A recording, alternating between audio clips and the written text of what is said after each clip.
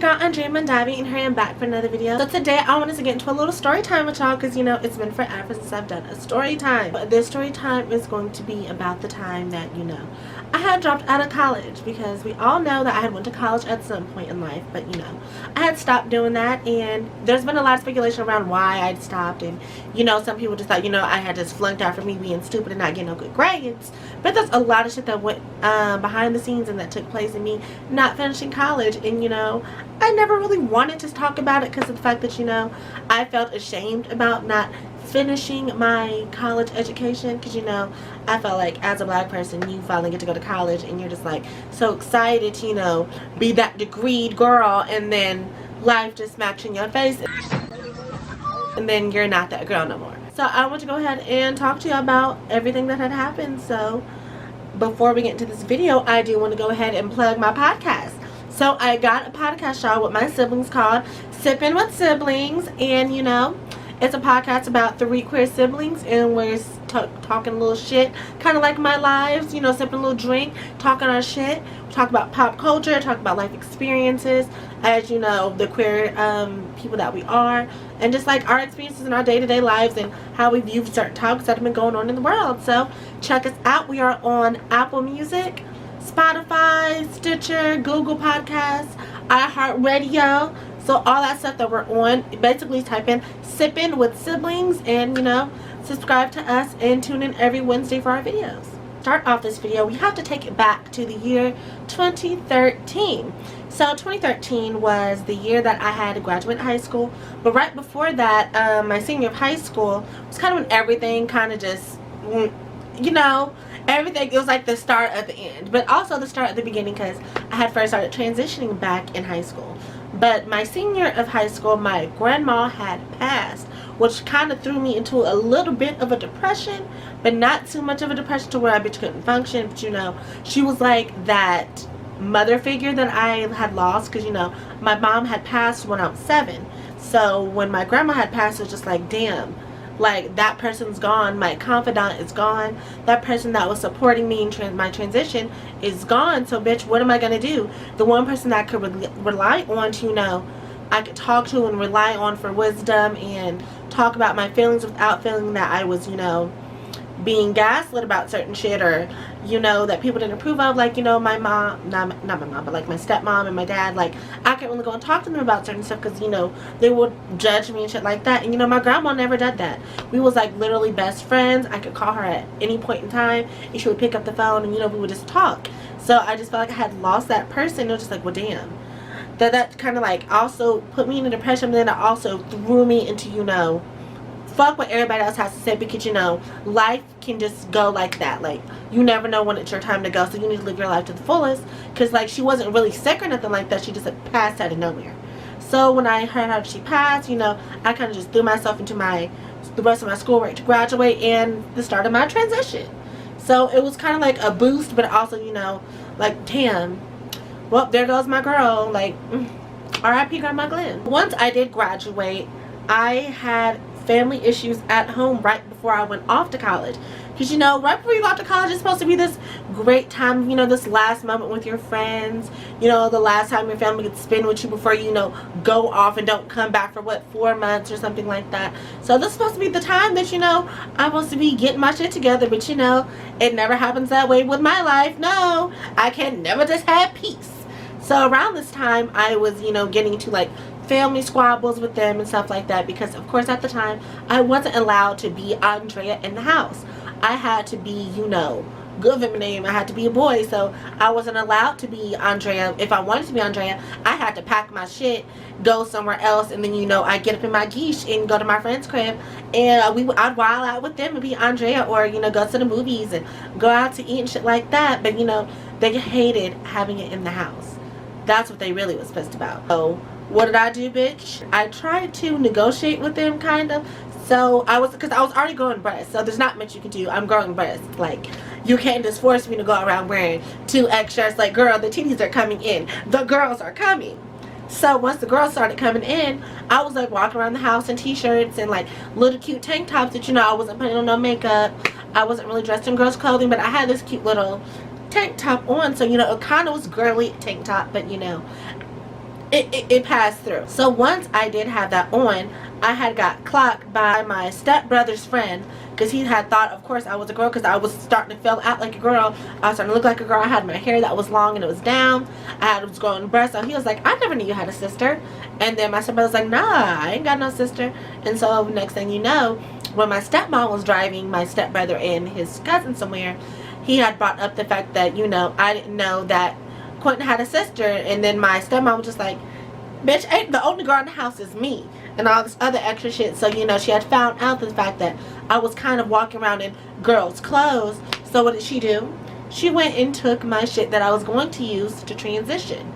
So, like, all the clothes that I had bought to, you know, transition and go to college with, all of the hair, because of course I had bought me some hair, and I talked about this story before, but you know, I had bought me some new hair that I was going to have put in before I went to college. I had my hormones and shit like this, and she took it and threw it out. Get your shit! Get your shit! And get out! I was working at McDonald's during the summer, so all my money was going towards my transition before I went off to college. So I was like, well, girls, I'm sorry to say it, but I'm going to be Andrea before I get to college. I'm not waiting till I get there. I'm not transitioning in college. I need to be transitioned once I get to college. So that way, you know, the girls will only know me as me. They're not going to know me as who I was before, like in my high school. Because, of course, if I go back to my hometown, it's like, oh, you used to be oh so and so and so. Versus when I'm at college and then, you know, it's we only know you as Andrea, which is love.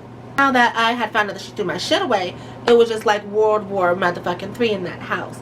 Because I had gotten into issues with her.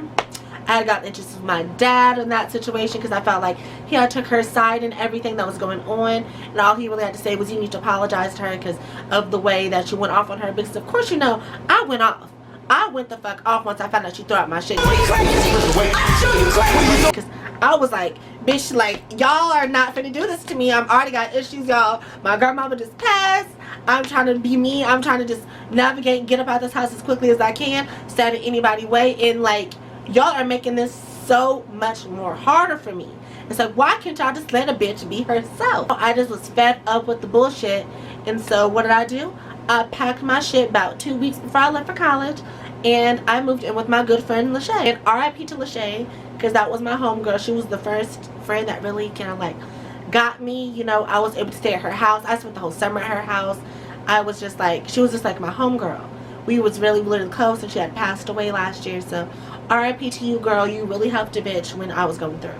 Because the bitch was really going through and had no place to go when she opened up her home to me. So RIP Lachey. Oh. After I had moved in with my friend for the last 2 weeks of college, my dad had ended up calling me. He was like, hey, we need to get this whole situation sorted out. I don't like the way y'all left things. I don't like the fact that you were yelling at her. You were disrespecting my wife. You need to come back and we can talk about this.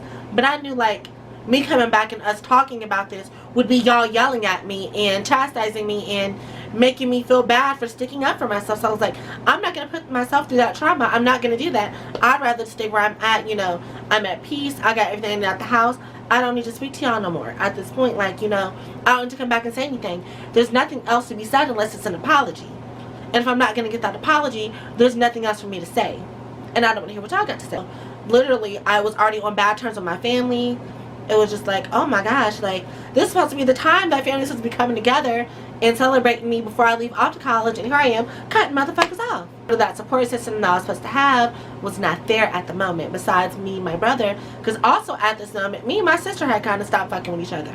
So she had stopped fucking with me, you know, during this whole transitional time, because I guess she had felt some type of way that, you know, I had just transitioned out of nowhere or something like that. And I guess, like, her people were feeling some type of way about that. Like, her mom was feeling some type of way, me being trans. And her friends had felt some type of way. So she was getting a lot of bullshit going her way. I was just backed in a corner. And nobody was fucking with me. It's like, bitch, why can't nobody fuck with me right now? So, before I left off to college, this is the time. I keep saying this is the time that everybody's supposed to come together. And my dad was supposed to move me into college. You know, we're supposed to get that movie moment, you know, where everybody drops off to college. You get to hug your family, wish them goodbye. They help you set up your room, all that good shit. But did that happen for me? No. So I had moved in kind of by myself. It was really me and my brother, and then his family moved us in. So my dad didn't come. He didn't help me move in. He didn't call. He didn't do anything for me as far as like helping me move in, and I like didn't have no money really. I didn't have no money to get the stuff that I needed before I went off to college. I didn't have support. I just didn't have nothing. I didn't have no closure. It's just like, well, fuck. So I had moved in basically by myself, and I just felt like cut off from everybody, which I really hated. So now that I'm in college, I'm still kind of maneuvering in college. I'm trying to figure out how I'm going to pay for school.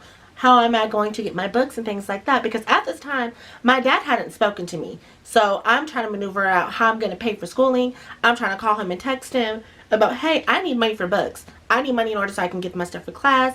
I'm like a week and two behind because I expected him to call me. But of course, he didn't call me in the moment that I did call him to ask for stuff. He was just kind of like, you were supposed to come back. You were supposed to have this conversation with us, but you never did. Why the fuck didn't you come back? I was like, baby, you're 2 weeks too late. Like, I need money for school. I don't have time for this argument. I don't have time to rehash this stuff that's going on. I just need money for school right now. Can you help me or can't you? And at the moment, he could not. What I did find out is the fact that I could also get this little loan thing. So I went and got this quick loan. But the thing is, I'm already like 3 weeks into school. So I'm already behind as far as like classwork. Because I don't have the book. I don't have the access code. So I'm running behind in my classes. Because of course my dad doesn't have no money. I'm already failing. And I don't want to put that off on him. But you know, I was just behind in school because the fact that I didn't have that money. Once I was able to get the money and stuff, I was finally able to kind of catch up. But you know, I was already behind. And you know, I was kind of getting used to the college life. I was kind of behind in school. I tried to catch up. I tried to, you know, make things a little better. But I never really fully caught up, even though I could have. But you know, at that time, I was just kind of procrastinating and shit like that. So that was on my own fault. And I was also just maneuvering around the fact that, you know, when I got to college, also, they had put me on the guys' floor. So they had put me on this, the all-male floor, when they could have put me just on a co-ed floor. It's like, damn, y'all really shaky. Because, like, I don't think they've ever really dealt with a trans person before. So when I had talked to them before as far as, like, me moving in for housing, that my dad had let them know that I was trans. And then, you know, I would need a place by myself and shit like that. And so they was like, okay, we got you. We can accommodate her. But their accommodation was put me on the all-male floor with my own room. If that doesn't scream shady, I don't know what the fuck shady is. Like, y'all really gonna put me, a trans woman, on the floor with all men? Like, you didn't think that was gonna be any type of problem? Like, y'all really didn't think that, you know, this one caused me no harm or no judgment or no ridicule? But you know what? They didn't really give a fuck. Because, like, when I went there when I moved in, they was just like, oh, so you're the one. I'm like, yes, bitch, I'm the one. Where's my room? Things was just awkward as far as like me being on that all males floor when I could have just been on a co-ed floor. Literally, nobody was really fucking with me because I'm guessing they knew my tea. Because like I said, I wasn't the most passable. My voice wasn't all the way there, so my voice was a little deep. You know, I'm pretty sure they clocked me and shit like that. So literally, when you're supposed to be like having the best time of your life on college with your floor mates and getting to know each other and going to activities and shit together, I was kind of shunned because, you know, I was the only girl on the floor, but they pretty sure they knew I was a trans girl. So just like, they couldn't really relate to me. They probably thought I was weird. I was just the only person that they've ever met that was trans. So it was just like, oh, we better steer clear of her. We don't know what's going on with that. That weirdo, that freak. So, you know, I didn't really engage with any of my floor mates. So I really didn't have friends for the first semester unless they were my brother's friends. Because my brother also roomed with me my freshman year of college. You know, I kind of had friends, but I kind of didn't. So my friends were kind of his friends, and so I would go to parties with them and shit like that and turn up with them. Like, making friends in college was kind of hard because nobody really fucked with me, and I didn't really know how to branch out and get to know each other, people. Because really, your first friends are supposed to be the people on your floor that you relate to. And when nobody's relating to me on my floor, it's like, well, girl, I guess I got my brother shit. He'll do. Actually, I did kind of make friends, but of course they were his friends. Now this is when I end up with some shady friends like this. This is just a little side note because I kind of talked about this in a previous story time. It was like he had made friends with these gay guys. It's like, oh, okay, you know what? Gay men, they'll be embracing towards trans women. We'll have fun, you know. They'll be my cool peoples, but guess what? No. I found out they was talking shit about me because, you know, they didn't know that I was trans. And when they found out that I was trans, they just would talk about me all the time. Like, talk about how deep my voice was, how my hair was really stiff, how raggedy my clothes were and shit like this. So I was just like, when I finally found some accepting people, here it goes. Of course, boom, a bitch can't have shit. Found out they were talking about me, so I stopped fucking with their ass too. So I'm like, damn. So my family's not fucking with me. I can't make no friends in college. when I'm going to parties at this time, you know, I'm navigating being a woman going to parties because, you know, it's just different. Like, I'm now navigating, you know, men hitting on me. I don't know what I can and can't do, what I should and should not do as far as like, should I dance with this guy? Should I not dance with this guy? Do I tell him first? Do I not tell him? You know, how am I going to maneuver this? And I had to navigate that on my own as well. So when I would talk to guys and shit like this, sometimes people would just randomly come up and clock me. And so I was like, well, damn, every time I'm going out somewhere, somebody's clocking me or somebody's telling my tea. Because, of course, there were some people who came from Cuckmore that came to my college and they would clock me. So when they would clock me, of course, I was like, well, fuck. They already knew how I was before, so there was no point in, you know, me fighting them and shit like that. I was like, well, fuck, you know what? Forget it. So it kind of also made me not really want to go out and all this other great shit. Now, when it came to the academic side of college, I'm sure I did pretty well, except for motherfucking math. Me and math was not working out. I didn't go to the math lab like I was supposed to. I just really was not getting it, and I should have asked for the help that I needed. But I had a lot of social anxiety around that time because, you know, I was fresh in my transition. I didn't want people to, you know, I don't want to talk to a lot of people because I didn't want to get clocked. Because, like I said, my voice was not all the way there. So, you know, I just wasn't really doing the work that I needed to do as far as like math. So, you know, I'll put that on myself.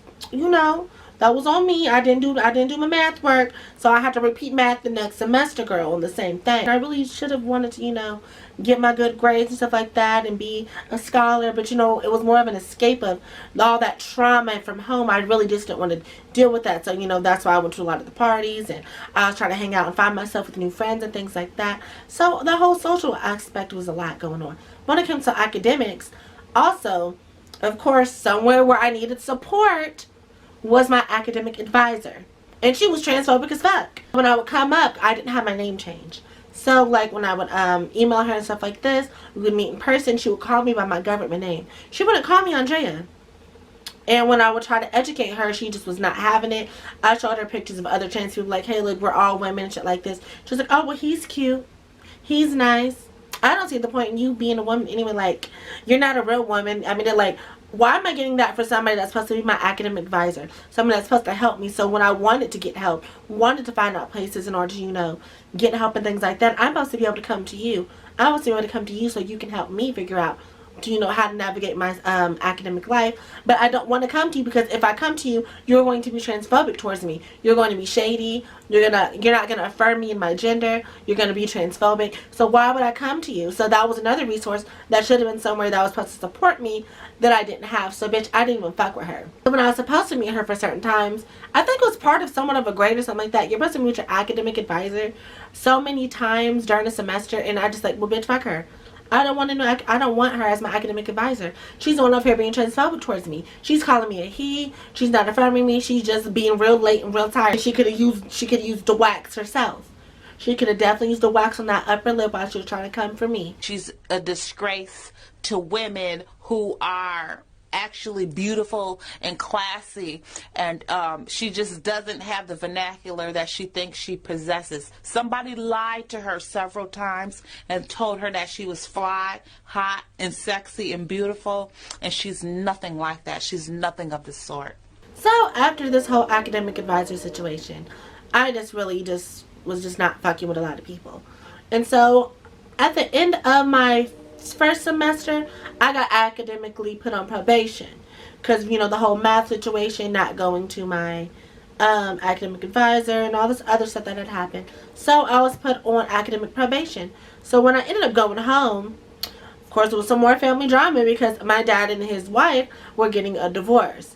But I also, when I would go into the house to get my things and stuff like that, to, you know, to help move some of my stuff out, of course, I couldn't be. So I had to detransition and then retransition when I would go back to my dad's. So it was just so much. It was just like I had to detransition and then retransition when I go back to college, and that was just a whole lot going on there. When it came to like this new semester, of course you get new classes. So when I got my new classes, I had gotten to this new English class.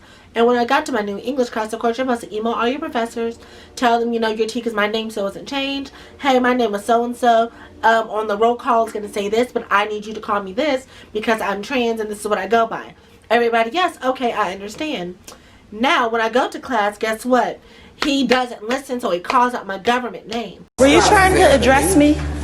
So, bitch, I'm just like getting so anxious. I'm like, oh my god, I don't got time for this. So when he comes like, hey, are you supposed to be in this class? I'm like, oh yes, I'm Andrea. I'm supposed to be on the schedule, blah, blah, blah, blah, blah. And so I didn't, you know, tell him right then and there that the name he just named was me. So I waited till after everybody left, and at the end of class, I was like, hey, so the name that you called out is wrong. I'm the one who emailed you about, you know, I'm Andrea. So when you do roll call, this is me. Next time you know. Got it? Got it? Good. Next time, guess what happens? He dad dings me again, and so I'm like, ain't this some shit? He was like, so. I don't answer. So-and-so, don't answer again. Well, maybe so-and-so was Andrea. I'm like, what the fuck, bitch? Like, no, you don't do that. You don't do that to a trans person. You don't do that ever. After he did that, he came up to me again. I was like, hey, because of course he didn't know who I was again. I'm like, no, so I gave him like a fake ass name. And bitch, I just was like just too over it, because I was just like, oh my god, I don't got time. Like, my heart keeps dropping to my chest every time I go to that class, because I just don't want to deal with what I have to go through as far as, you know, like people clocking my tea and calling me by my dead name. So my social anxiety was so bad, I didn't go back. I did not go back to that class, because I just felt like, you know what, I can't do this. I don't want to go through this again. I can't deal with, you know, all eyes on me and people seeing that this is me and everybody knowing my dad name. I just can't do it. So I just literally just didn't go back to class. And so, of course, that was my fault as far as, you know, I should have just dropped the class, or I should have just, you know, talked more to him about it. But I was just so socially anxious back then that I just couldn't do it. It was just too much pressure on me. Like, I don't know if y'all ever had that social anxiety, you know, like, you wait for somebody else to get up and hand in their paper so then you can hand in your paper, or like, you need to go and sharpen your pencil, but you're just like, oh my god, I don't want everybody to look at me. I don't want people to watch me walk across the room, and I have to make all this loud noise to turn on this pencil sharpener when the room was so quiet. That's literally what I was going through, but like times 10. So of course, you know, I'm already on academic probation, so of course my grades are going down because I'm not going back to that class. And then I waited too long to drop the class because I was just, you know, like, who do I go to about dropping the class? And I didn't want to go back to my academic advisor because, of course, she was transphobic. So it was just like, girl, you're just really fucking up your whole college experience. You know what? In order to get away, bitch, my friend had hit me up and said, hey, girl, guess what? Jerry Springer just called and talked to me. I think they want you too. So I'm like, girl, quit playing. So guess what Jerry Springer does? Jerry Springer calls me. They want me on the show. So guess what I do? I'm going because, you know, I need money for hormones. I need money for clothes. I don't have money. My dad ain't got no money to send me as far as like helping me take care of myself. So bitch, guess what I do? I hop on that plane with my best friend and we go to motherfucking Cincinnati and we appear on the Jerry Springer show. And I'm gonna give y'all that whole story time later. So basically after I got back, I was like, okay, I made a cute coin from Jerry Springer. That's cute. You know, I get back. I'm living my life. I'm going to my classes. And then the show premieres. The show premieres. And you know, I'm thinking that nobody knows what the fuck Jerry Springer is, or like nobody watches Jerry Springer. These are college kids. Jerry Springer's like an adult show, you know, like an adult grown 30-40 people show. Ain't nobody in college gonna watch that. But guess what? They did. They watched it. These motherfuckers had watch parties for the episode that I was in, because of course they showed the previews and it's like, oh, I know who that is. And so girl, guess what happens? Once that airs, everybody knows my tea. So everybody found out my tea, and I'm just like, oh my gosh, I didn't think that anybody would see this. So after that, I'm just like the talk of the motherfucking campus. I'm in the comments. People are taking pictures of me, like trying to stick around, and people are making posts about me on Instagram and Twitter. People are just like sneering, just like looking at me, laughing at me and shit like this. So of course, this is not helping my social anxiety at all. So I'm going through all that. I'm dealing with everybody spilling my tea. I'm going with everybody knowing my tea and shit like that. So now I'm even further of an outcast. And then what this brings more attention to me, which means the storyline that I had in the show was, of course, about me tricking a guy.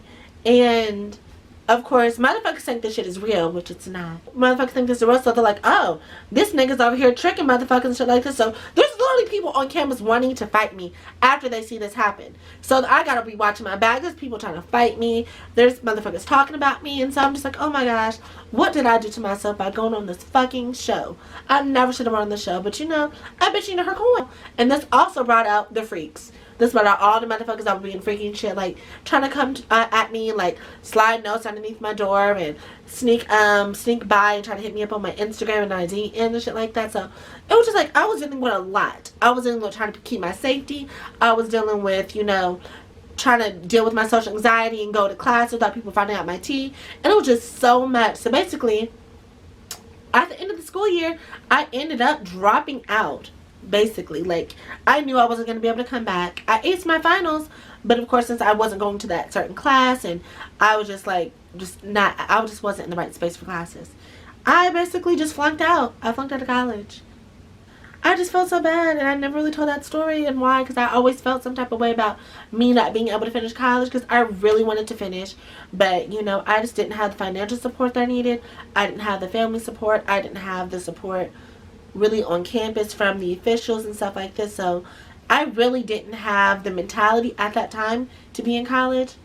I just didn't. And so a lot of stuff contributed to me not being able to excel in the way that I wanted to. Now, oh girl, I could definitely do it now. I could definitely go back to college now, but back then I was going through a lot. And people didn't really know. People didn't know I was dealing with a whole bunch of family drama. They didn't know I was dealing with my academic advisors and, you know, being shunned, being on an all guys floor, and, you know, men coming out the woodwork trying to fetishize me and fight me, and all. It was just so much fucking drama going on my freshman year to where it just made me not excel. Now that I got that off of my chest, you guys know the story, and I want y'all to like, comment, and subscribe. Go check it out, you know, check out my new videos, check out my podcast, check out my lives, check out all of everything. So I hope you guys enjoyed this video. If you want to see more story times, then you know, y'all know where to find me, and comment anything, you know, how was your college experiences while trans, or just nobody trans in college, you know, just tell me your stories. And you know, thanks for tuning in. Bye.